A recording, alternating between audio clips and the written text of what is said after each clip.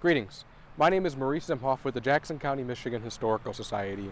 I'm once again joining you today for Memorial Day to recognize one of Jackson County's Civil War veterans.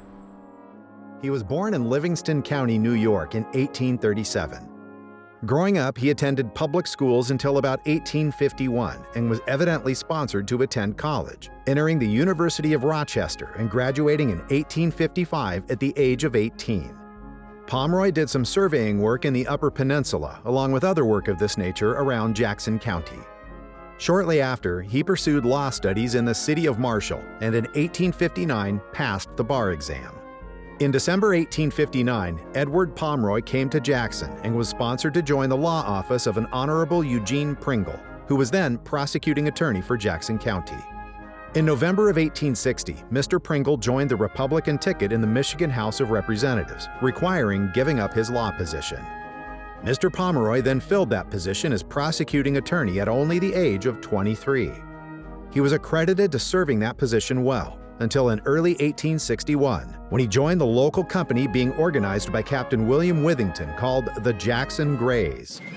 One of those first patriotic responses to arms with secession of the southern states in the attack on Fort Sumter, Edward Pomeroy volunteered as a third sergeant at 24 years of age. On May 1, 1861, the Grays were sworn for 3 months and known as Company B of the 1st Michigan Infantry Regiment. At the Battle of Second Bull Run on August 30, 1862, his regiment was ordered to attack a railroad cut that had some 5 rebel artillery batteries under the command of the famous Confederate Major General Thomas J. Stonewall Jackson. Ultimately, a task as hopeless as the charge of the Union forces at Fredericksburg. The service was so desperate that the officers shook hands with each other in farewell, so sure that death awaited them. Charging across the field, swept by the crossfire of Confederate artillery throwing grape and canister at short range and a flank fire of infantry, men fell like grain in harvest, but still they pressed on. The base of the hill was reached with terrible loss, the field in their rear being strewn with dead and dying of the shattered regiment. At last, seeing the utter hopelessness of success, Captain Pomeroy, being the ranking surviving officer and in command of the regiment, ordered a retreat. They fell back in good order, and they had nearly gained the friendly shelter of the woods from which they started. Unfortunately, during the retreat, he was shot by a rebel bullet through the head.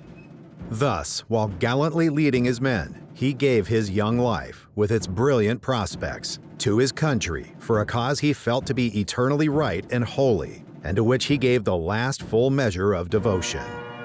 After the battle, the regimental surgeon Dr. J. Tunnicliffe was able to return to the battle area and identify the body of Captain Pomeroy. Circumstances did not allow the burial of the fallen men.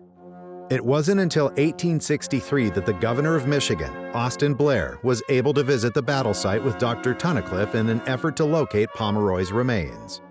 A skull was found at the location of where Pomeroy had fallen, with 2 bullet holes that Dr. Tunnicliffe verified as being the remains of Captain Pomeroy. The skull was placed in a box and in care of the doctor with the inscription, Captain Edward Pomeroy, 1st Michigan Volunteer Infantry. This cranium was obtained on a visit to the battlefield by his friend and fellow soldier J. Tunnicliffe Jr., late surgeon to the 1st Michigan Infantry. Soon after the doctor's death, his wife contacted Austin Blair on the remains, with it being given to a Josiah Smith in charge of all Jackson cemeteries. It was then buried at the foot of a large white oak tree near the speaker stand in Mount Evergreen Cemetery. When the newly formed GAR post was designated as post number 48 and was seeking a suitable name for it, it was the prominent General Withington who suggested Edward Pomeroy in tribute for his bravery and coolness under fire and unswerving devotion to the cause he fought for. After the death of General Withington, his widow provided a significant donation to relocate the remains of Captain Pomeroy and provide a granite headstone for the Jackson soldier who made the ultimate sacrifice for our nation.